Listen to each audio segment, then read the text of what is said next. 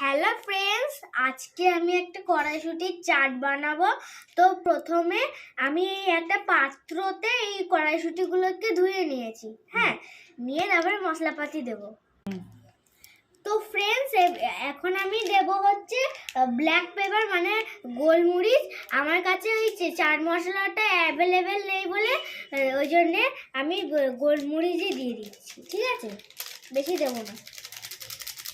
তোমাদের কাছে চাট মশলাটা অ্যাভেলেবেল থাকলে দিয়ে দিও। ঠিক আছে, দিতেও পারো, আবার এইটাও দিতে পারো। ঠিক আছে, তো চলো, এটা দেয়া হয়ে গেছে, এবার ভালো করে মাখিয়ে নেব। তো এইবার দেবো হচ্ছে বিট নুন। তো তোমরা এমনি নুনও দিতে পারো, একটুখানি দিয়ে দিলাম, নিয়ে আবার মাখিয়ে নেব। তো ফ্রেন্ডস, এবার চিনি দিয়ে দেবো। তো এবারে লেবু দিয়ে দেবো। তো